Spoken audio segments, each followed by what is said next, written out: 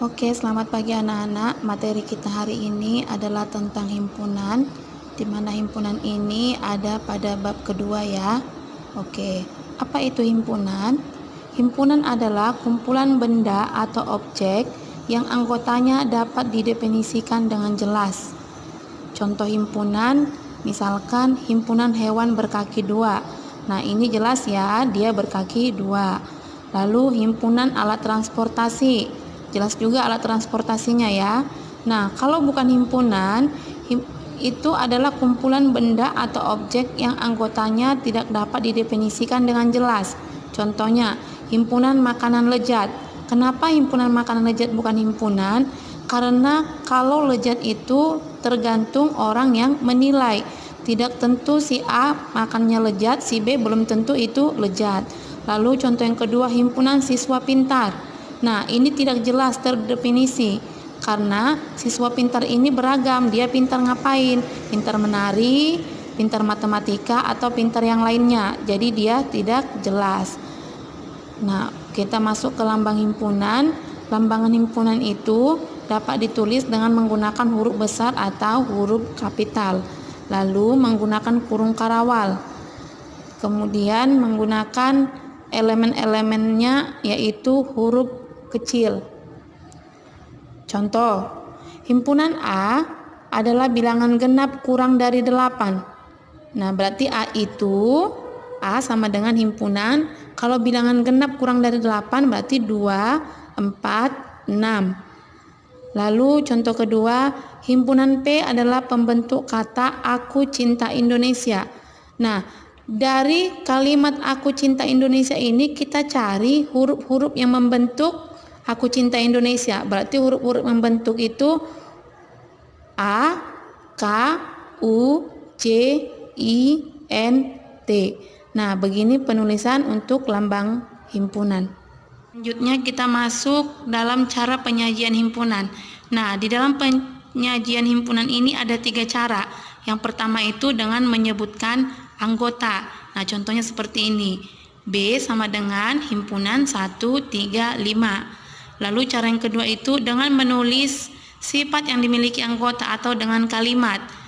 Nah, dari sini kita lihat ini bilangan ganjil. Bilangan ganjil yang kurang dari 7. Berarti kalimat yang bisa kita buat yaitu B adalah ini sama dengannya adalah B adalah himpunan bilangan ganjil kurang dari 7. Nah, begitu dia kalau untuk menggunakan kalimat. Lalu cara ketiga itu dengan menggunakan notasi pembentuk himpunan. Nah, dari sini juga kita lihat. Di sini B itu adalah himpunan bilangan ganjil yang kurang dari 7. Maka notasinya bisa kita buat seperti ini. B adalah himpunan B di mana B kurang dari 7. B adalah bilangan ganjil. Nah, ini yang garis tegak ini dibaca di mana? Oke, kita masuk ke contoh. Himpunan C adalah bilangan caca kurang dari 6. Tentukan penyajian himpunan dengan cara menyebutkan anggotanya. Berarti himpunan C adalah bilangan caca kurang dari 6. Berarti C adalah himpunan dengan cara menyebutkan anggota. Berarti kalau bilangan caca yang kurang dari 6 ya 0, 1, 2, 3, 4, 5. 6-nya enggak ikut karena dia kurang dari 6. Lalu kalau dia dengan notasi pembentuk himpunan. Berarti C adalah himpunan C di mana C kurang dari 6. C adalah bilangan caca. Nah, seperti itu dia kalau dalam notasi pembentuk himpunan. Lalu contoh kedua. Ini saya buat kurang dari sama dengan. Oke, contoh kedua.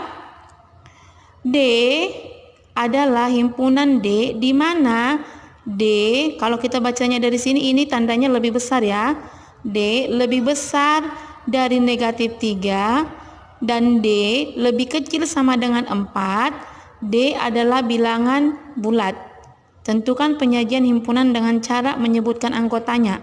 Berarti dengan menyebutkan anggotanya, D adalah himpunan, berarti kalau D lebih besar dari negatif 3 dan lebih kecil sama dengan 4. Berarti kalau D itu lebih besar dari negatif 3, kita mulai dari negatif 2. Negatif 2, negatif 1, 0, 1, 2, 3, 4. Nah, perlu kalian ingat, kalau ada garis bawahnya seperti ini, maka angka tersebut ikut. Tetapi kalau tidak ada, misalkan dia hanya D lebih kecil dari 4, maka dia sampai 3 aja. Tapi kalau ada garis bawahnya seperti ini, berarti dia lebih kecil sama dengan 4, maka 4-nya juga termasuk. Dengan metode menulis dengan kalimat. Nah, ini kalau dikalimatkan berarti D adalah himpunan D adalah himpunan D adalah himpunan bilangan cacah bilangan bulat. D adalah himpunan bilangan bulat di mana D lebih besar dari negatif 3 dan D lebih kecil sama dengan 4. Di mana D lebih besar dari negatif 4 dan D lebih kecil sama dengan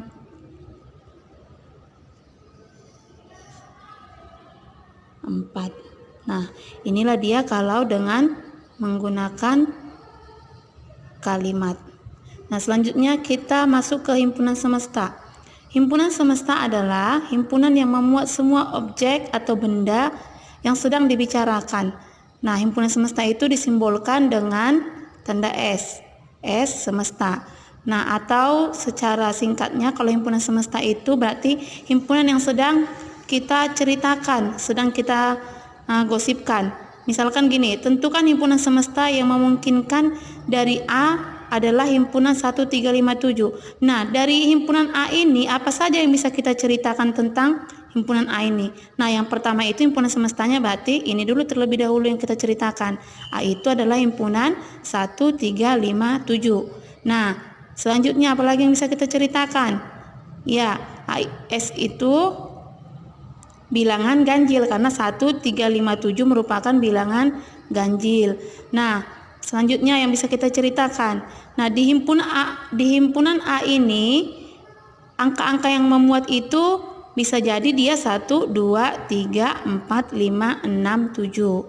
Selanjutnya ini merupakan bilangan positif. Baru merupakan 10 bilangan pertama. Ini 10 bilangan pertama ya. Dari angka 1 sampai 10 ini merupakan salah satu dari 10 bilangan pertama. Nah, itu kalau untuk himpunan semesta. Lalu himpunan kosong. Nah, himpunan kosong itu adalah himpunan yang tidak memiliki anggota atau dinotasikan dengan 0 lalu buat garis. Nah, ini namanya himpunan kosong atau kurung karawal tapi di dalamnya kosong. Contoh, himpunan A adalah bilangan caca yang kurang dari 0. Bilangan caca yang kurang dari 0 tidak ada ya, karena anggota bilangan caca yang paling kecil itu adalah 0. Nah, selanjutnya himpunan B adalah bilangan bulat yang lebih dari 0 dan kurang dari 1. Bilangan bulat yang lebih dari 0 dan kurang dari 1 tidak ada ya, karena tidak ada satupun bilangan bulat di antara 0 dan 1, karena dari 0, 1, 2 dan seterusnya tidak ada bilangan di antara 0 dan 1. Nah, begitu dia kalau untuk himpunan.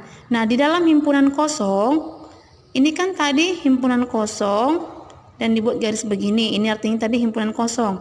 Jadi kalau saya buat, ini catatan ya. Kalau saya buat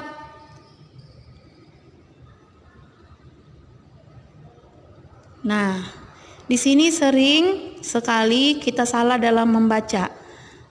Pasti ini kalian baca 0853. Misalkan saya tambah ya, 0853 6274 5536. Nah, dalam membaca ini, kalau ini dibaca kosong maka itu artinya salah.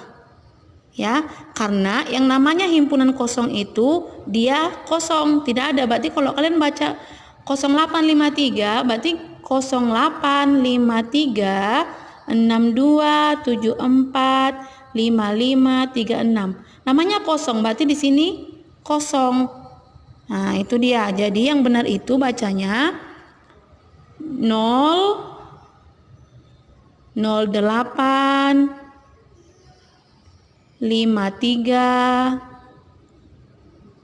62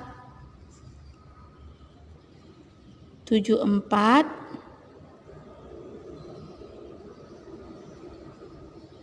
55